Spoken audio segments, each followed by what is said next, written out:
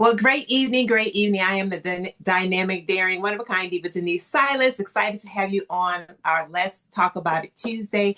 Please put in the chat where you are tuning in from. We love to know that we are affecting women all across the country. So put in the chat if you're new to this. If this is your very first time on an Empowered by DS experience, put that in the chat as well. And then we have several ladies on that are here with us every Tuesday. So I'm going to, before we get into our guest for tonight, we always just love to share with those who we are. So I'm going to share that and then we'll get into our interview as well. So,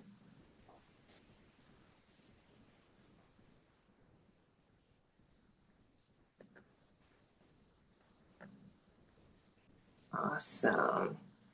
So you are on what we call Let's Talk About It Tuesday, and it's hosted by Empowered by DS. DS is myself, Denise Silas. I am blessed to work with my two daughters, Alea and Amani.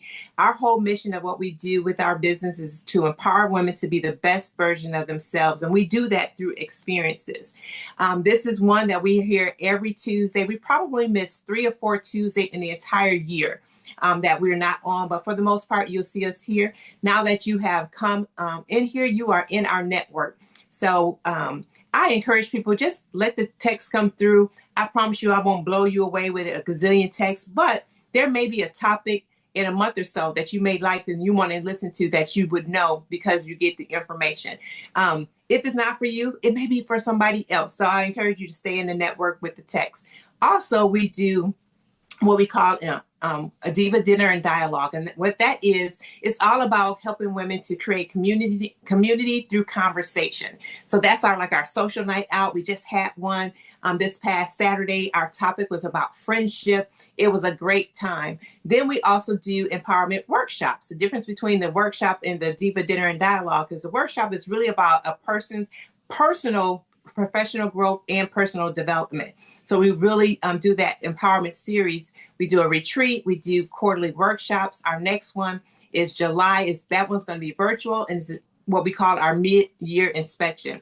And then in October, we do our final lap. So it's really all about taking women through experiences all year to be able to help them take it from their vision to victory. And that's our end of the year opportunity that we do. Our cause is ovarian cancer, which is in memory of my sister. So we do an event every September to raise money in her honor. And then we give back through our adopted grandparent campaign. So Empowered by Ideas has a lot of different pieces to it, but it's all about putting women in position to be the best version of themselves. In February, we launched our membership-based community. With that community, it's all about just how much you want to be connected, from just being able to be at some of our virtual events to actually having coaching. So I am also an empowerment coach.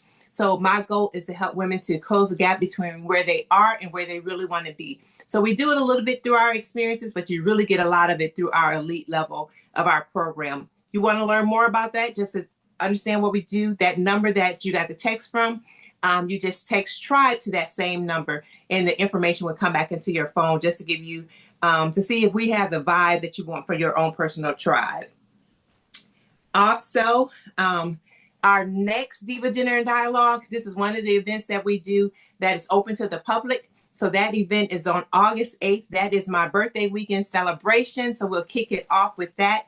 And then that Sunday, maybe you're in town, Jala, that Sunday we have been invited, our tribe has been invited to do the devotional for our Women's Day program. So I'm excited for us to come together that weekend. We'll have that. We may even have brunch afterwards, but that's going to be a great weekend for us just to come together as a community and to be able to worship together and then celebrate together as well. So mark your calendar for August 8th for the Diva Dinner and Dialogue, and then August 9th is where we're going to do fellowship at Brown Baptist. So hopefully that's one Sunday of the year that your pastor be okay if you don't go to Brown to come worship with us. The other thing that's so exciting we have coming up is Wellness on the Water cruise. So it doesn't matter where you live in the country, you can come with us and cruise with us next April. We normally do an event like our retreat every April. So for the last 2 years, we've done what we call a day away excursion. The first year was to Nashville, and this past April we went to Birmingham. So with those, it was just pick them up at 6 a.m. in the morning and I'll have them back by 12 midnight. So our cruise next year is really all about us connecting on the cruise. We already have our personal trainer that's coming with us. We have a life coach that's coming with us, and a wellness advocate also that's coming with us. So that we have a plan. It's not just, oh, come cruise with us. We're going to connect. We're going to have some fun together, but we also are going to really pour into you. So if you've cruised to Cozumel before, don't matter. You haven't cruised like you cruise with us. If you've never cruised before, we got you. We'll take care of you as well. But I encourage you to come. I'm very excited about this. And we're the people that I'm partnering with and the ladies who have already signed up. So we started our second phase of this. So the first phase was, hey, are you interested? And now we're in the phase of, hey, are you really interested? And that comes with that deposit. Why do we need that? Because we have to negotiate for our hotel block. Hotel block is different than a cruise block. So there's more of a contract involved. So we don't want to get too much and we don't want to get too little as well. So I had a little promotion that whoever registered by, did that first registration by today at 5, their name went into a drawing. And congratulations to Stacy Lupkin. She won $100 towards her deposit for her cruise. So we are still taking those deposits until Friday. And then from there, we'll take our next phase and start to do our negotiation for our hotel and to make sure that we have enough inventory for the cruise ship as well. So if you are interested, you can send the word escape to guess what number? That same number, 662-212-5851. And we'll get you the information you need to be able to go to the next steps with us. So we are very excited about that. And I always tell people, this is my first cruise for our Empowered by DS, but it's not my first cruise. I've created cruises for the last 5 years for my family and other individuals as well. Also, which reminds me, men can come, so your family and men can come, but they can't attend all of the wellness activities. So we have some activities that anybody can attend, and then we have some specifically for the women who are engaged. So that's all broken out for it as well. So we are excited. If you are cruising with us, go ahead and put that in the chat. Put that in the chat. We're excited. If you're even interested a little bit about cruising with us, I encourage you to check it out as well. So to learn more about Empowered by DS, you can check out our website, empoweredbyds.com. In addition to doing our experiences, I do one-on-one coaching, do group coaching and training. One of my specialties is capacity management. So if you are ever looking for someone to speak in those areas, please hit me up, check us out. Also, you can follow us on any platform under Empowered by DS as well. So we are excited to have individuals who want to connect with us all across the country. So even our membership base is not just limited to our areas. We do have individuals in other parts of the country as well. So I'm excited about that. So as we continue, in the last few months, you guys, we've had one series on Women of Wisdom, where we had women just kind of pouring into us as lessons learned over time. And then the month of May, we had, what did we do in May? Because that was April. Lord, I forgot the series for last month, but I know the month before that, we had women speaking with us on, I know. Last April was women who were dealing with having to navigate kids with special needs. And then last month, it was women who were dealing with some type of illness that they had to learn how to navigate life through. So to find all those previous conversations, we've been doing Let's Talk About It Tuesday since March of last year. So we hit our over a year. So it's so exciting. So you can see any of our previous conversations on our YouTube channel, Empowered by DS. So, but it's some great conversations on it that I would encourage you to take a look at as well. So as we start this series, I'm excited to do the series called Love is Patience and Love is Kind. So with that, we're exploring the many ways love shows up in our lives, from God's unconditional love to lasting love, blended love, and love through life's unexpected challenges. We'll hear powerful stories of faith, resilience, commitment, healing, and hope. Love isn't just found in the good times, it's revealed in how we navigate loss, embrace new beginnings, support one another through difficult seasons, and build meaningful relationships that stand the test of time. Whether you're single, married, widowed, remarried, caregiving for a loved one, or simply seeking a deeper understanding of love, this series will inspire you, encourage you, and remind you that love is more than a feeling. It's a choice, a commitment, and a reflection of God's grace in our lives. That choice is fueled by the love God shows us. So tonight, we celebrate the beauty, strength, and grace of love in all its forms, remembering the timeless truth that love is patient and love is kind. So on tonight, we get the opportunity to meet Mrs. Jala Anderson Moore. So let me tell you a little about Mrs. Jala. So Jala joined Abbott in 2009 as a global sales trainer for Animal Health Division. She has held several positions at Abbott, including District Sales Manager, Senior Manager of Sales Training, Senior Manager of Sales Operation, and West Region Sales Director, all in Abbott's Nutrition Division. Jala most recently served as Director of Sales Pediatrics. She now leads pediatric sales as the division vice president responsible for the U.S. business. Prior to joining Abbott, Jala honed her selling skills with GlaxoSmithKline as a pharmaceutical sales representative. She entered the healthcare sales industry after a decade-long career as a television news anchor and reporter. Her reporting has aired locally and nationally on NBC, ABC, ESPN, and intentionally on a German television station, internationally on a German television station. The Associated Press and the National Association of Black Journalists have honored her for news reporting. The city of Toledo awarded Jala with a key to the city for her impact on the community. Congratulations. Jala holds a Bachelor of Science in Speech from Northwestern University and took a concentration of courses in the prestigious Meadow School of Journalism. Jala is community and civic minded and is a founding member of the Matriarchs, Ohio's largest PAC, focusing on political issues affecting women. Her community focused affiliations include the Links, Alpha Kappa Alpha Sorority Incorporated, and Jack and Jill of America. She enjoys spending time with her husband and 4 children, and don't be surprised if you catch her coaching basketball in a local community gym or on a fishing bank. So I introduce you all the way from a suburb of Columbus, Ohio, Mrs. Jala Anderson Moore. So I'm excited for you guys to meet Jala today.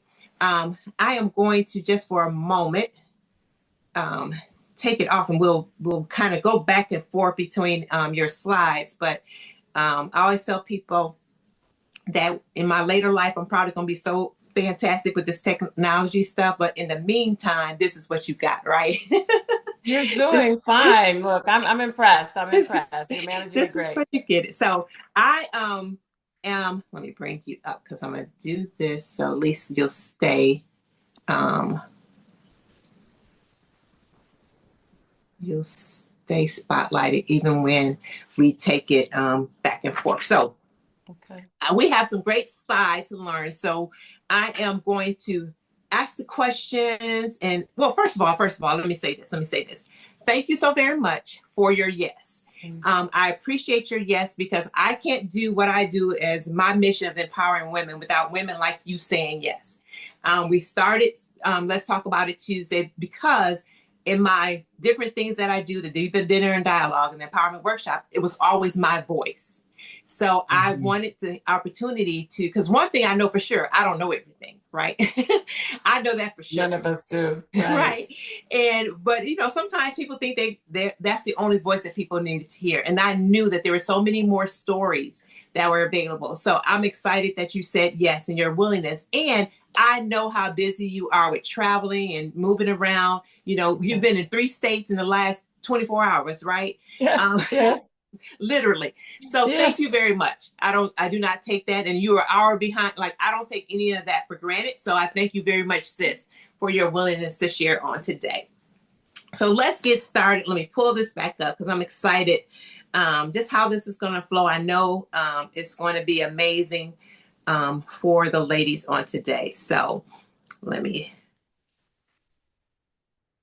Well, while you're pulling that up, let me say thank you. And when we think about just all that you have done from being, a Mary Kay director to hearing the calling and pivoting to your empowerment work, I mean, who could say no, right? And you, just from a personal standpoint, are somebody newer in my village that has accepted me for who I am and one of the later chapters of my journey that I'm going to share tonight. So I thank you for that because sometimes, especially, I hate to say it, sometimes women, right, Yeah, yeah, don't support us as we come later in life or pass through a community. So I thank you for that. well, So let me just share with everybody, we are friends because our husbands grew up together, right? right. And you met me as the second wife. And Yeah, the yeah, reason why I share that is because the blending of friend groups for some can be challenging. So right. I just thank you for you all know she did the once over, she looked from afar. So I thank you that you said, come on in, sis. And it's been wonderful. So I give kudos to you first, Denise. Yes, you're welcome. And you know what? This ain't even part of the interview, but you brought up a great point of blended friendships. Because Yeah. one of the things when I was going and preparing for, looking at um the information you gave me, looking at the questions, trying to make it all flow, I thought about the blended family. But how Mm-hmm. often do we talk about blended friendships? Like that's a whole different Right. concept, right? Of having to blend in, and not only we blended because of our husbands, but even times where you have to, as women, blend your friendships. Because sometimes, Yeah. all your friends don't mix, right? So Right. you're going to have to come back. That's going to be another topic because this past Saturday, we talked about friendships. Like that was a big topic of our Diva Dinner and Dialogue. And what was your checkbox of your friendship? It's actually as a result of talking to another friend that we do know together. But Yeah. this is, that can be a really good conversation of blending, because even right now as I think about the tribe, building my tribe, a lot of the Mm-hmm. women who are coming into our tribe, some of them come individually, but some of them are coming in groups. So if you come in a group and you have other women, you got to blend those relationships. Oh girl, okay, we gonna come back, let me write that down. You know what? That's a topic. That's a future topic right there, right? That right there is a good one. Blended relationships. Oh, because we often think of family, but do we think about like friendships and stuff? Okay, Yeah. that was a good one. That's a good one. Whew, whew, whew. Okay, I got excited about that. Okay, so let's get started. So, what I want you to do is tell us about Jala before you found your first love. So the Jala that we see on the screen. Like, tell us about her before everything. The beginning of the relationship. Yeah, so I coined this slide when we were talking about, how to share my story, and I want to make sure that we have some time for some Q&A as Yes. well, if there's any way that I can help others on tonight. And I have to say, for all of those who made it, who have an affiliation with me, special shout out. I know, like I landed. I saw Denise had the marketing material. I put it on. So this is real friendship. It means the world to me for all of you all who joined. Just getting word. And in fact, I saw my bestie just join, Shannon, and she was like, "Why are you just now telling me? Just get on if you can." All Right. right. So It's being we'll be recorded. It's being recorded too. it's recorded. Perfect. So we'll share it out. So, I say following what mommy told me because I think as women and as African American women culturally, we are women are naturally beings that say yes, right? We tend to be affirmative, we tend to follow direction even at our own expense. We tend to follow mommy even if what mommy told me to do isn't what I want to do. But I am like the classic rule follower. I can have a strong opinion. However, I follow the rules. So, I did what mommy told me to do. It was you're going to go to college. You're not going to get pregnant. I came up in the era where we were really dealing with teenage pregnancy. You're going to go, meet somebody later on in life, but first have a career. So I went to Northwestern University. I did, a television career, 5 TV stations in 10 years. I'm moving up to bigger markets. And it all came from my childhood dream. I wanted to be a talk show host or an OBGYN. So you're probably asking, like, well, that's like two ends of the spectrum. Well, I grew up for my formative years, 7th grade on, outside of Chicago. So anybody from Chicago, show me some love on an emoji. In Chicago, my age, I'm 54, I grew up watching Oprah Winfrey when she was just our local morning talk show host and got to see AM Chicago go from this host go to becoming her own icon, right? Her own show, her own production company, Harpo Productions. And I got to see this local person having an international voice, and that greatly intrigued me. Mhm. On the other end of the spectrum, again, talking about mommy, my mother was a biology teacher as her first profession before she actually would go on and have a career at Avid Laboratories, the company for which I work for at this time. And we were always doing things in science. So I really liked understanding the human body. So I'm like, okay, I'm going to do one of these two things. Well, needless to say, I always call this like big hair, don't care. This is in the South with my big hair in North Carolina, one of my TV stations. And I landed on a journalism career with the thought that I'm going to be the successor for Oprah. Well, it didn't exactly happen that way, but I will tell you what did happen are a number of things, many highs, also some unforeseen, extremely painful lows. And then that's what got me to this way I approach life called the resilience formula. So I'll share more about that in a bit. Awesome. Awesome. So now, because we're going to kind of fast forward jump into uh, Yeah, the next this, phase. the next, So, yeah, yeah. I did what mama told me. So, do what mama told me. I did these things. I got the career. Man, on the left, this is Jonathan Anthony McKee Jr., that's Tony. And, I did, like I said, what mom told me to do. Follow your dreams, but make sure you go far with your dreams. So I go from like 2 West Virginia small markets. I'm trying to move up to these bigger markets. I go to Toledo, Ohio. It happens that I'm hanging out at a club in North Carolina and I meet this like good looking man and I find out he is a football coach. Okay. Well, especially the good daughter I was, the good woman I was, let him approach me. Long story short, we have a long distance courtship and we have this fabulous big wedding and get married. And it was absolutely everything I could ever dream for. So I keep going with my TV career. Like I said, I'm in different markets. So went from West Virginia, Beckley, West Virginia, Charleston, West Virginia, Toledo, Ohio, Durham, North Carolina, and Greensboro, North Carolina. We're finally living and working in the same city.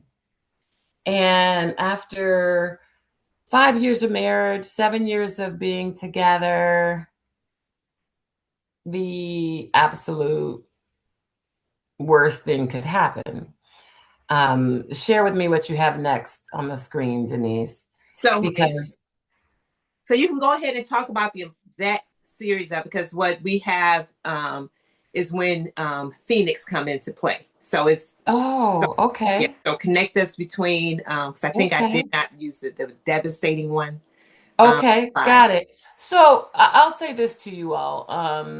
I wasn't sure if she had the picture. It was where 7 years after our courtship, 5 years of marriage, I got a phone call early one morning and was informed that my husband had been killed in a car accident. And so from one day to the next, my life drastically changed and went upside down. And I see a couple of folks. I see some who ride with me for a long time. I see you, Deshaun, on here. There are some folks who knew me when that happened. And, I think one of the hardest pieces was, I did everything mama told me to do, right? Mm-hmm. And for me, the hardest part was, you all know how it is. The first 5 years you're still trying to figure it out. We had gone through, got through that rough patch, and there's no question, like, this is my person, Mm-hmm. and trying to navigate careers and all of that. And then, right as it's at its best place in marriage, car accident. I just talked to him maybe 2 hours before, and we were planning this, like, just he was planning this big Valentine's Day weekend for me.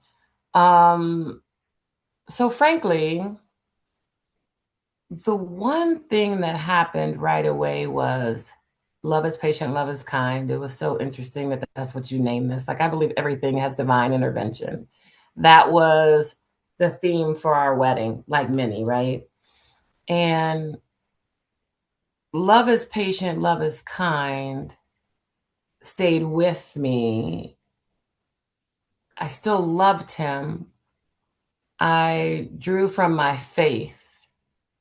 At that point, this was the third, like, major thing that had happened in my life in like a short span of 20 months. I had been basically fired from a job. In television, there are times when your contract is renewed or not renewed. I had then been downsized from a job. And then now this was a place, like, then the third thing that happened is I lost my husband. So I had had a couple of things that had increased my faith. However, nothing like this. But something came to me early on that said, somehow I'm going to understand this. Now, for me, and people grieve differently, I went to a place of great sadness.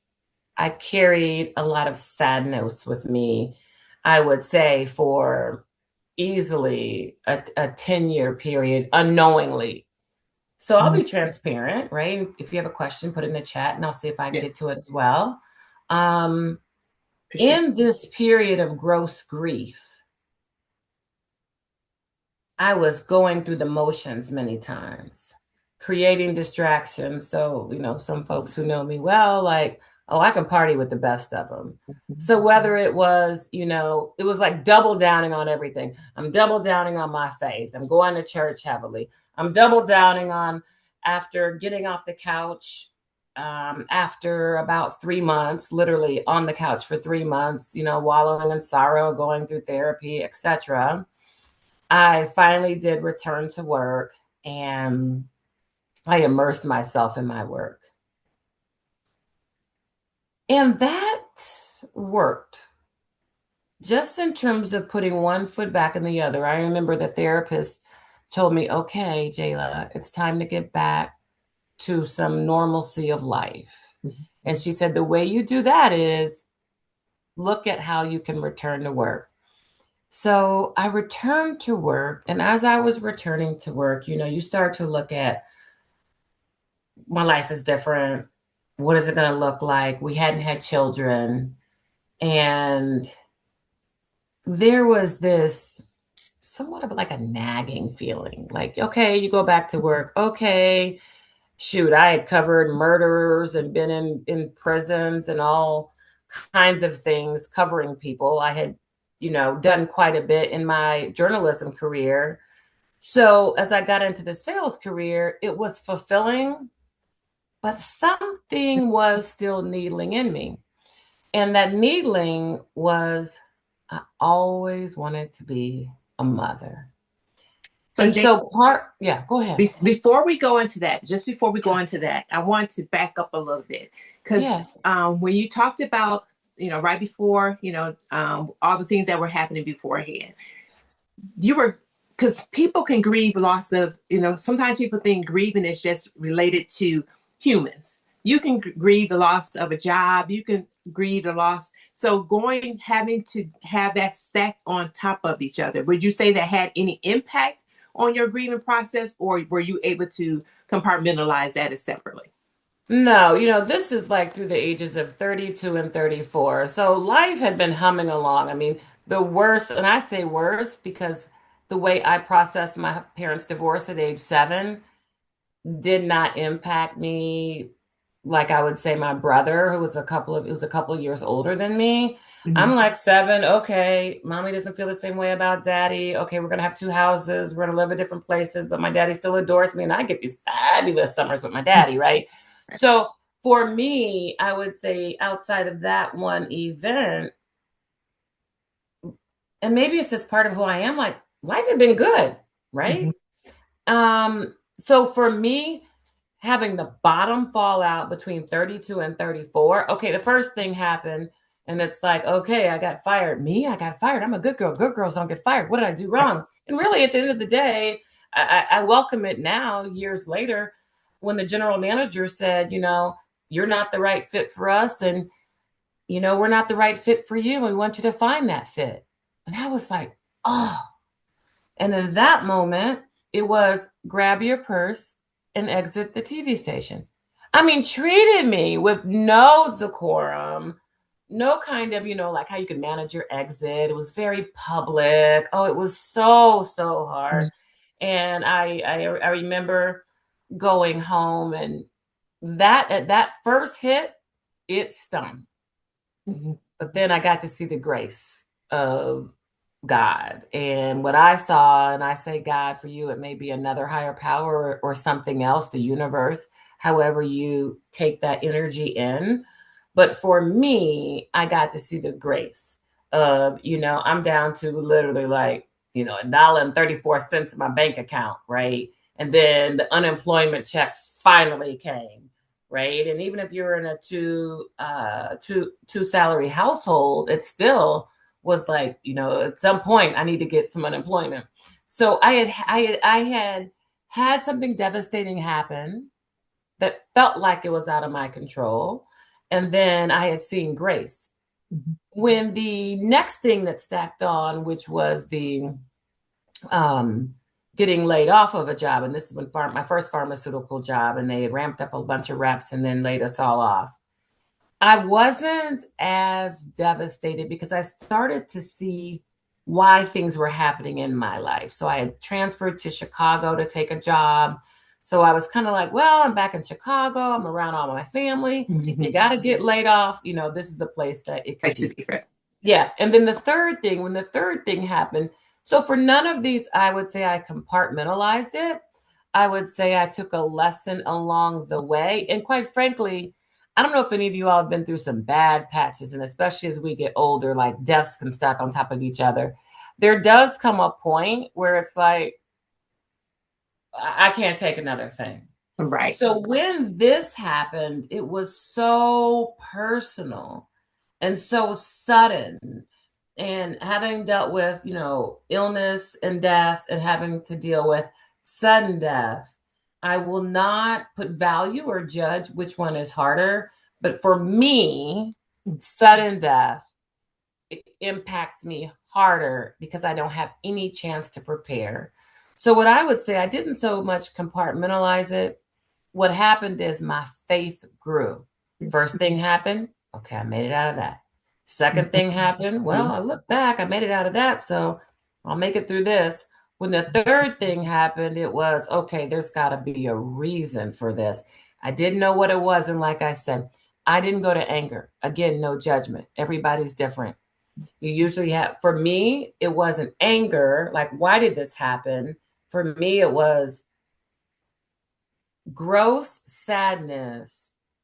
But because I had at that point lived almost all of my professional career on camera, people who've been public facing don't even realize they know how to show up in a certain way and almost having like a mask on, right? Mhm. And so many people didn't know how much I was hurting actually inside. Mhm. So when you look back, do you feel like because they didn't know? Did you internalize that as they didn't show up for you, or you were able to mask it so much so they didn't get the opportunity to help you? Oh, I would say those who were close to me, I was so broken. No, they showed up for me. If Okay. they were in my private space at home, it would come out. But if you saw me maybe out and about and doing my thing, no. Um, I remember the first few years going to weddings was so tough. Mm-hmm. That after the first maybe few years, I gave myself permission that I didn't have to go to a wedding. Mm-hmm. It was a trigger. We didn't have that word then, Right, but I right. realized it was a trigger. And even if you save face while you're at the wedding, getting in the car, driving home, crying, right?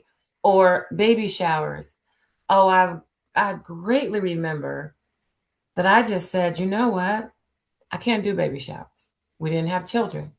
So a lot of my grief was what hadn't been realized. Mm-hmm. And that's the piece that can also be a grief journey is this is what I wanted to do. This is what was supposed to happen. And you grieve what didn't happen. Do you grieve the physicality of the mate? Yes. Did I grieve all the little things? Sure. Did I grieve that he was the person who saw me soft? I loved being married to a Southern man because I like all the traditional stuff. Yes. But I tell you, I think the hardest thing about grief is that you can't predict your emotions Right, in a heavy grieving period. right. Get emotional. Wow. Yeah. So thank you for sharing that. And when you talk about a whole another topic we can have, talk about the grieving what you did not have. I have a girlfriend, Katrina, and she says all the time, sometimes the we don't give conversation to grieving what you didn't experience, the job that you didn't get, the like you said. Remember just my mom not seeing the garage door, Mhm. just the things that they did not get to experience. So, girl, we have gonna have to have you come back to Let's Talk About It Tuesday because we're talking about all kinds of stuff that impacts the one conversation. So let's talk about Miss Phoenix. Okay, so this is one, and go in the chat, go in the chat, go in the chat. If you have met Phoenix and what you know about Yeah. Phoenix. So, Phoenix, how fitting, right? So, remember, I shared with you all that I found myself 34 years old, right? Widowed, no children, and then the job not being enough and having that needling feeling something's missing. So, I always wanted to adopt. And the plan was, right? Because I was that kind of person. The plan was, Mhm. I'm going to have a couple of kids and then adopt one or two, but somehow I'm going to have four kids, right? So fast forward, I, okay, so I need you all to just go with me on this. I had not had that calling, right? People say, oh, I'm called to this, called to that. I'm 34 years old. Yes. Did I hear God talk to me? Yes. I hadn't had a calling, or if I had, I hadn't heard it. Mhm. And when I was on this journey to adopt, so this is 16 years ago, where adoption of a single Black woman may seem common, it wasn't then. Mhm. There was only one adoption agency that would allow a single woman to Mhm. adopt what we call a free and clear baby. Free and clear means legally, I'm going through an adoption agency where I know a birth mom, after delivering the baby, plans to place the baby with someone and is going to sign her parental rights away postpartum. One agency, one Wow. agency in the US. So, long story short, once I put my mind on something, and the only reason why my mind was on it is because I heard God say, do it now. And I was like, I don't know, a husband, right? I'm not doing this single parent thing. I saw my mom struggle. And then I heard God say, I'll take care of you, my child. And I was like, Lord, but Lord, I like nice things, Lord. I'm not trying to struggle. I'm not trying to figure this out. I'll take care of you, my child. I heard it again. So it was so loud, and I had never heard the Lord call me. And I always knew I was supposed to adopt. I said, okay, Lord. And you can see right here on the screen. And here's the crazy part. When he said he would take care of me, you, my child, he shifted me as I got in my process to a new job. I went up, and this is back 20 well, I should know, yeah, 2009. I was making about 65, $70,000. I'm doing fine, right? Got my free company car. And then after I took that calling and started the adoption process, next thing I know, I get a knock from Abbott Laboratories, and they hire me. And she says, come on over. And I said, well, before you officially offer, I need you to let me know I'm in the adoption process. And the hiring manager says, I'm adopted. So I'm like, oh, really? So that job was $100,000. I said, how am I going to pay for this baby? I'll take care of you, my child. I don't know how I paid for that baby. I know that baby was about $25,000. And as you can see on the left up top, my baby came to me in less than 6 months. I think I saw Deshaun on here. Deshaun, you can maybe show your emoji, give an emoji of when I came and told all my friends. I told them right before, okay, I'm in the adoption process. Next thing you knew, we had a baby. I saw Shannon Diggs on here. Next thing you knew, I'm like, Shannon, the birth mom has picked me. Well, we got to It start was putting the fast. shower It was together. fast. It was beautiful. And Shannon, I'm like, get the list going. We got to go ahead and get a baby shower going. So this is me at We top had left two holding weeks. Phoenix Rose. They said you Go had two ahead. weeks. 2 weeks 2 weeks. to get it. Before she was coming. Wow. Yeah, we had to Wow. pull it 2 weeks. And these women, Deshaun, Shannon, Toya, if you name names, you get in trouble. But there was a tribe, right?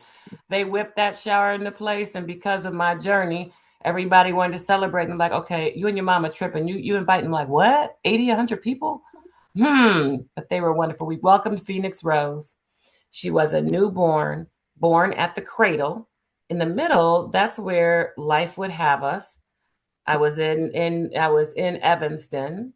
And the interesting thing about the cradle, it's in Evanston, Illinois, where Northwestern is. The street it's on, and for those who are part of the Divine Nine, you know what this is like. Back in those days, you would pledge. And so I remember running up and down that street, running to session, and never knowing there was this adoption agency because it just looked like an old mansion or something.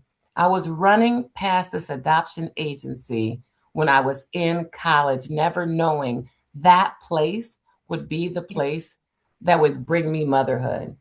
And Wow. then finally, in the last picture, is where you see I took Phoenix back to look at the babies in the cradle. See that little nursery in there? And you see that caretaker holding a baby? That's where my daughter started her life while all the legal paperwork was working out. So this is where the baby never has to go into emergency foster care if mom wants to place her child. The baby goes to a nursery, think like old school hospital nursery, and there are nurses right there, just like in the hospital, and they take care of the baby until the baby can go home with the adoptive family. Wow. So how soon is this after you lost your husband? 3 years. Okay, This so is 3 years. Yeah. So God put on my heart like about a year and a half, 2 years maybe later that go ahead and do it. And then went through the process, and from start to finish, it was 6 months. And this is what I want to tell anybody who's on the line. It never happens that way. Okay. The adoption agency used to say, don't tell people it only took you 6 months. And this is what I want to encourage all of you about. In life, it's okay to ask God, can you make this ask easy for me? And I actually prayed to God, God, I hear you. You asked me to go ahead and trust you and go out and adopt a baby and be a single mother. And I said, God, please let that mother make her decision once the baby comes, and let me then be selected, because I could not take another loss. So I did not want I honestly did not want to go through the prenatal period, which a lot of birth moms do, and then have what we call a change of heart, not change her mind. So what I want to say though, as we're getting, I see near time, is in these times of grief, and I bet everybody, if you're going through something, you know, put a thumbs up if you're going through something right now. Here's what I want to tell you is you take this time, give yourself grace, Yeah. Yeah. dig deep. And out of my journey, what I identified is what I call the resilience formula. And it is resilience. To be resilient equals faith. You have to have faith. A centering. What is your higher power? What is it that gives you your centering? So resilience equals faith times, you have to have the multiplier. Anything to be resilient, there was a multiplier that made you come out the other side resilient. So a multiplier does what? It multiplies things. So resilience equals faith times focus. And in grief, there comes a point where you have to focus to get out of it. Right? So I talked to you all about the distractions. At some point, you can't stay distracted. You know, that's when you go get on the couch. Now, for me, I virtually do my therapy and sit in my desk chair. But whatever it is for you, my focus, the intentionality to come out of it and be resilient, and don't expect to come out of it the same way you went into it. And the final piece, and I will tell you, arguably, I hate to say it, the faith times focus without fear, minus fear. We would, you know, I should tell you that the most important thing is faith. To be resilient, I would argue equally, you cannot have fear. You have to be able to not be fearful. What is my life going to be as I move forward without my mother, right? Some of you all on here know my mom. She was your mama. She was your Chicago mama. That happened now, what, 6 years ago. What does life look like? Can I walk through life without my mother? The fear of letting it go. The fear of letting go of the hopes and dreams. The fear of, you know, I'm Tony McKee's wife. I'm the coach's wife. You know, it was me and Tony, me and Tony. It didn't matter if I was dating again. It was, I was only going to be his wife. The fear of letting that go. It is fear that gives us pause, that often we do not become resilient and rise. So, you know, anything that we go through, we should come out the other side better. Now, Jala, because my tribe, I don't know if your friends gonna leave, but they gonna stay for this. So we go. I know we're getting close, but we're going to move through. We're not stopping in here. We're not stopping here. So my question. So my first question, because I got a couple questions, it's gonna pull this together. How long had it been before you got married again? How many years was that? So it was 10 years. It was Okay. 10 years. So And 10 I years. remember the 10 years when, I should say, my husband found me again, because we had met 22 years before, hadn't talked for 22 years, and he found me. I say all that to the end. This is us getting married, and you can see I always wanted 4 kids. You remember that? I got 3 from him, and then I had my one. So we had 4 kids. Sorry, I still get excited. It had been a journey. And I honestly didn't know until the 10th year of the anniversary of passing of my first husband.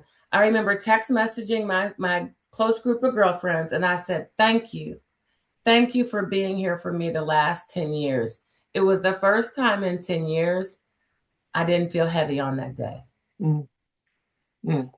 And it's interesting, and I'll just say this too. The other thing about intentionality, I had started to put things in place. I had moved. I said, I'm living in San Francisco at that point. I'm like, I got to get out of here. There's nobody to date. And I moved in when my lease was up with my stepmom. And at that point, I was very independent, had lived internationally, never back home, ever, ever. And I'm like, I'm moving in with my stepmom. I'm going to step out on faith. I told her in 6 months, I'll be out of here. I was out of there in 5 with a promotion.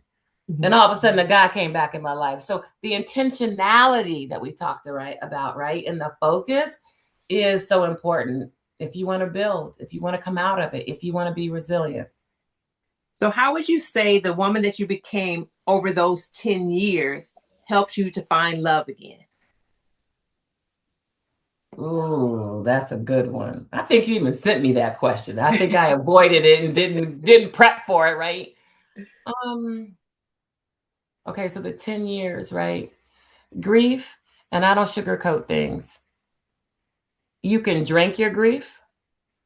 So I learned that, yes, the nights were hard and had my glass of wine. And so I went through that journey of, never getting to the place of addiction. However, I still will offer to you, and wine right now is so socially acceptable. Like I paid attention to, okay, am I not feeling it? Right. So to get to where I am, the woman of today, is knowing thyself. Like, you can't self-medicate, whether it's with wine, whether it's with partying, whether it's distracting, whether it's, quite frankly, and this may be one that can be controversial, well, can I engage too much with the Lord? No, you can't engage too much with the Lord or your faith base or whatever, is your inner belief system.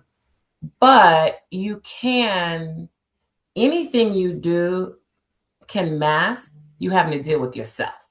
Mm-hmm. And so I try to check in with myself. Most people know me as being, I'm naturally high energy. I'm naturally glass half full. It's just who I am. Mm-hmm. Sometimes they got to tell me, like, no, somebody did you wrong. And I'm like, yeah, that's on them, whatever. I do slow down. And so part of the woman who I am, if I want to show up my fullness of who I am, I do rest. So just as much as I talk about intentionality, right? I talked about faith times focus without fear. I do give my grace and rest. So we can't miss this part. Can't miss this part. So I have a few questions for you on this. Now we're talking about not only you had to find love again with Adrian, but Yes. then it's the whole blended family aspect of it. So couple, it's so much lessons and stories and pieces of your puzzle in through all this, right? So it started off okay because she lost her husband, but wait, she got married again. Okay, wait. Then now it's a blended family. Okay, wait. Into adoption. Like, it is so many different levels to your story where you can bring out so many different lessons to be learned. So what I do want, that's why I was like, okay, y'all. I said, I know my tribe gonna stay on, so I hope y'all friends. Okay, y'all just start putting on your pajamas. I know it may be a little bit later where you at, but I promise you this is gonna be good. So the question is around one, did you have any challenges? First question, challenges in opening yourself up to love again? Number one. So let's start there. Did you have any hesitation? Was it hard for you in that process? Or had you gotten to a place of healing better so it was not as much of a problem? Okay, so one, you said that. So one, okay, like I'm just authentic. I'm a have me a man. So after it was socially acceptable, I didn't have a problem dating. Now, here's where I want you to, like, delineate it, right? I didn't necessarily date so much, like, publicly at first, like my inner circle knew. It wasn't like I was parading somebody around to the public and events. But I did, and through therapy, I learned it was okay to have the company. of a man. There's just different in the exchange of how females talk. It's communication. So more so that I don't want you to think of the physicality, just the emotions, the communication of a man is different than a woman. So the key question you said is open yourself to love again. Love was different than hanging out with somebody, you know, having the brute, right, helping you with stuff around the house. The love, I don't think I fully acknowledged it until one day my mother said to me, I wish you looked at him the same way he looks at you. And this was a guy I had been dating off and on. I do all the things, whatever I needed. And I remember my mom saying that, and I was just like, it didn't even, I didn't even really digest it. Just kind of like, in my mind, I'm still Jala McKee, right? I'm still carrying my first husband's name, and he had that special spot. It wasn't until that 10th year where I really felt like I feel different. And Phoenix and I started praying for a daddy for her and a husband for me. And so I will say it did take 10 years to truly be available in a healthy way. Awesome. And so moving into now having to blend the families, what tips would you share with women who have to now not only look at, because there's some women who say, I'm not going, hopefully now saying at the age of 50 something, but there was a season where people would say, well, I'm not going to, I don't want a man to have kids already, right? I don't want, you've heard that. I think in the latter years, we don't hear it as much, but as going into that, if that's a thought in somebody's mind, or what tips do you have to share with women about being able to get into not only that healthy relationship, but the healthy blend of a family? What would you share?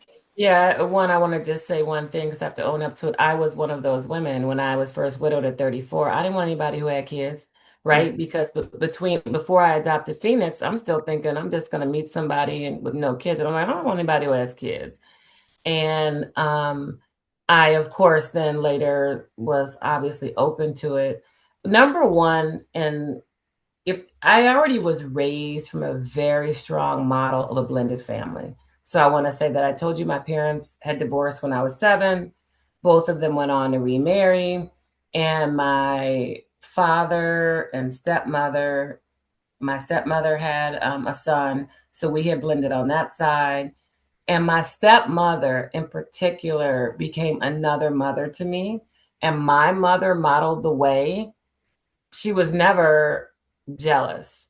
In fact, my mother was extremely giving, meaning that, my stepmom, for those who are on here and knew her, like, she's going to be the one prancing around, blah, blah, blah, glamorous. My mother was more of like, she's going to hit you with her soul and engage. And they were very different women. And if my stepmother needed to say, well, she's an AK like me, and my mother was a Delta, my mother was just always one like, well, my mother could have been like, rah, rah, rah. And my mom was just like, my mom would just smile and let her have her day in the sun, right? Like, so I got to see a really strong role model that for me, my place was never to replace their mother at all. My place was in the adoption world, it's always focused what's best for the child. So for me, left to right in the picture on the left, Tyler. What's best for Tyler? Tyler had just come out of college and was getting ready to go fulfill his dreams in LA. Whatever we can do for Tyler.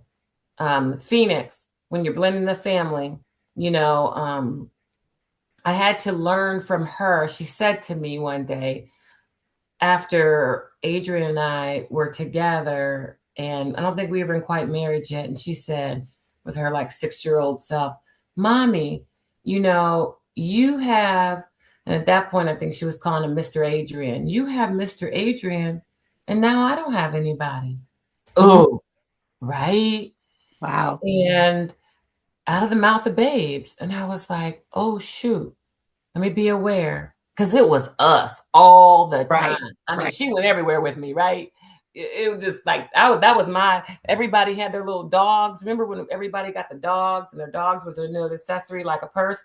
Oh, I had my adopted baby, and she was everywhere with me. So, you listen. I say this to the end. You listen to your children. You listen to their needs.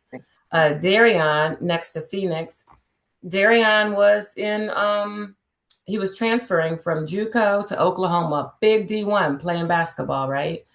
And I remember somebody saying like, "Oh, Jala is set up his room, laid out his room, and bought him all this stuff." And I'm just, for me, it was kind of like, you know what? The outside voices, you have to just not play into them.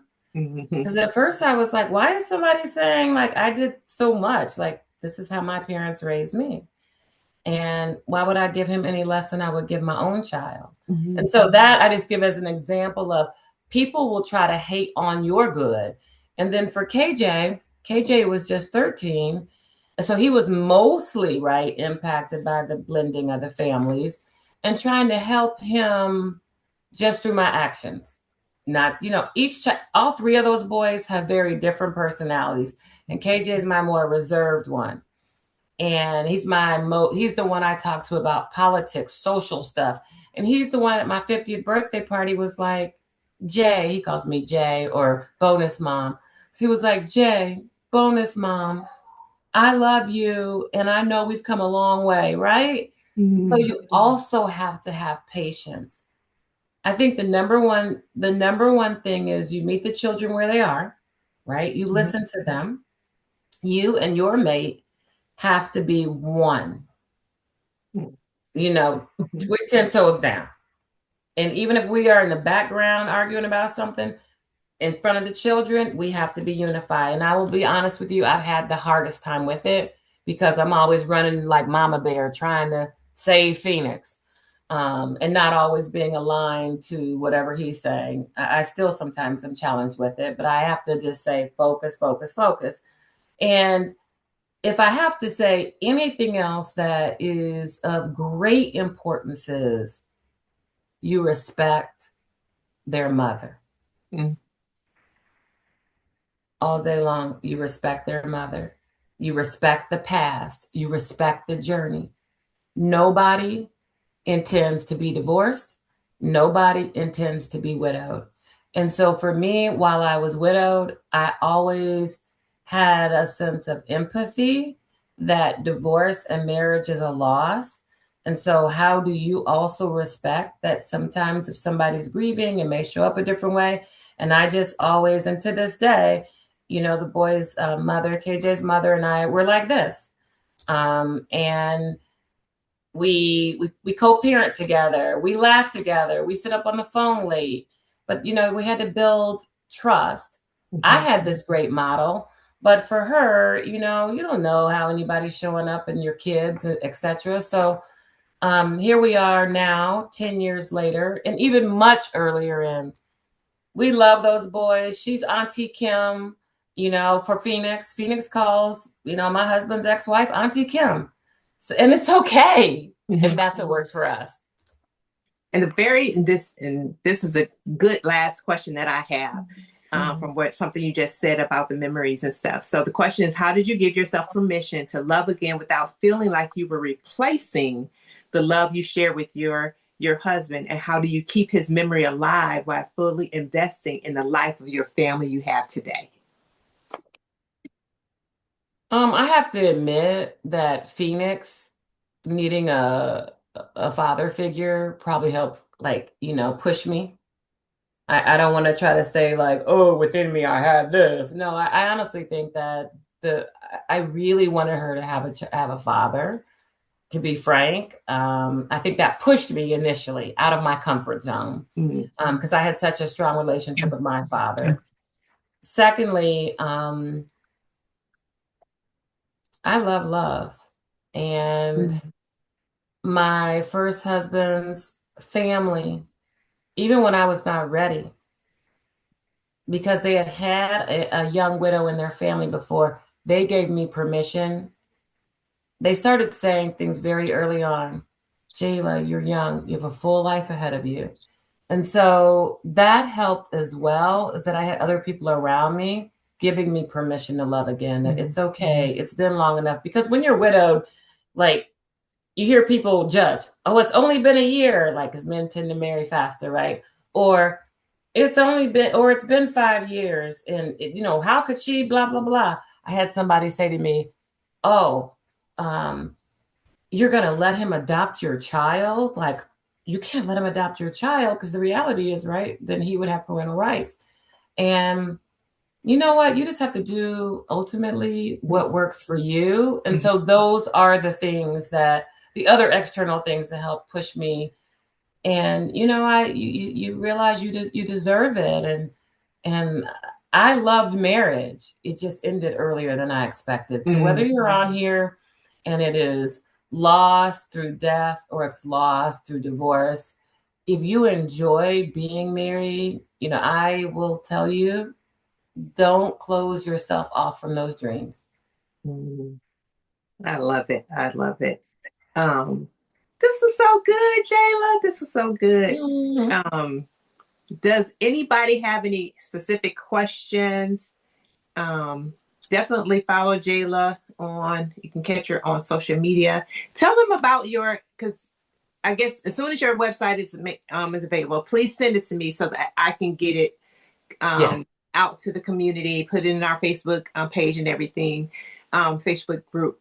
But tell them more about your resilience formula. Is that something they can learn more about? Do you have a book coming Yes. soon? Like, what do we have? Yeah, so the resilience formula, our website's in production. I was trying to see if I could get it live tonight, so it should be ready in the next couple of weeks, if not week. So through Denise Silas, or look me up, Jayla Anderson Moore on Facebook or LinkedIn. Also, I'm happy to put my email in the chat as well, and I can make sure that you get a notification once it's live. And with that, it's a number of things: panel participation like this, hosting for podcasts, being a guest on a podcast, book interviews. So for my journalism background, if you have a book, a lot of times I'll moderate a book discussion and do a fireside chat.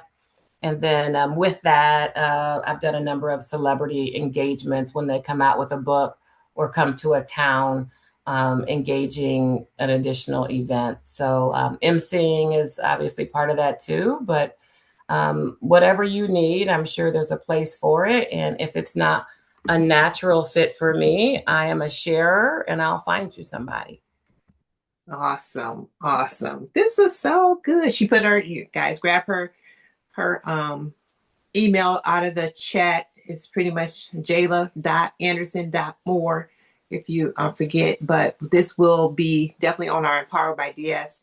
I'll have this information as well. We can update when how they can contact you when the time is available for that as well. So I'm excited. I see one on here from Vera, if I may, Denise. Yes, she for says, sure. although you experienced the storm, did you ever feel that because of those experiences, you're at the station where you are at this stage in your life? I will say this, because I experienced so much, Vera, I do believe that it helped me channel and focus to corporate executive success, where I'm not satisfied with myself. And Denise and I were just talking about this past weekend, is I'm in a place right now where I'm having like deep discussions with the Lord, with some safe spaces of women I trust. As at what point do you go back to, like, I feel like I doubled down in my career because I had to I made a commitment to take care of this baby I adopted, right? And remember, I said, Lord, are you going to take care of me? I like things. So I wanted her to have a life as if she always had two parents. She does now, but remember, there was a period for the first 6 years of her life I did not have anybody. It was the two of us. So I worked hard because I wanted her to have the experiences, not just the material things, but the experiences that I had. So that got me the corporate success. It got me also out of the instability of like TV contracts, That part was good. What is gnawing at me at 54 is what my true purpose is. I don't live that in my 8 to 5 fully.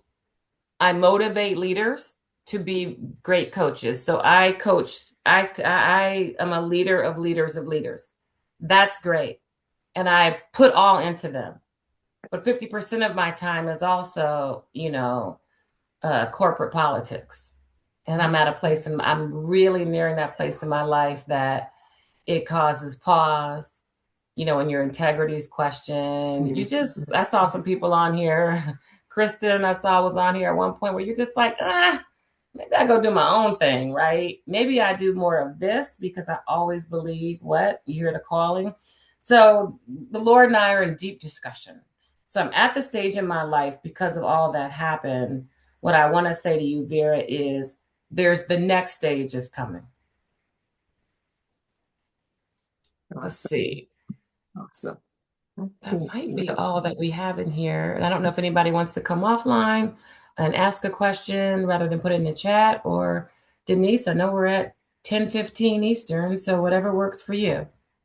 Yes, so don't have anybody do a last call. Thank you so much. This was so good, Jala. This was so good learning, but so many different lessons. And I tell people all the time, it's not look for the lesson. It doesn't have you did not have to have lost a husband to get something out of this conversation. You didn't have to have adopted a child to get something out of this conversation.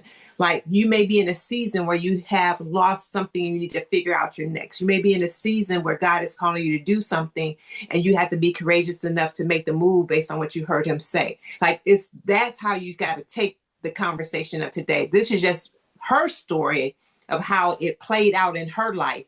But you may be experiencing similar things where God is calling you, or you have to take some hurt, right? Take some pain and give it purpose, right? And move into your next and being ready, or having to make some choices during a season. But now that season has been fulfilled. So what's the next? Like, those are all the things I heard in the conversation with it as well. So I am 100% confident that there was some lessons that people can take from the conversation. Thank you again. Thank you for having me. Yes, it was really, really good. I see in the chat is powerful. So as we wrap up, just kind of some last few things here. Let me find my little, there you go. Never can find my cursor. I'm gonna have to find a better way. So just for you guys who are on, this is our charter members of our tribe. Check us out. We may be the tribe that you're looking for. Check out our different ways to engage. We do a quarterly now this is our membership only, but we do a quarterly book club. So as we're waiting for one of our other authors who was participating, in the midst, you guys, we're going to go ahead and jump into Brave Enough to Succeed by Valerie Burton. I'll get the dates out so that we can do that in our second quarter through the summer months. You're going to love it. Valerie Burton is an awesome and amazing author. So we have that coming up. I'll send out the date. So go ahead and grab your book, get the book. It's going to be an easy, quick read. One of the other things we do within our tribe, every first Sunday of the month, we have what's called Sacred Start. So we come together and we pray to set up our month.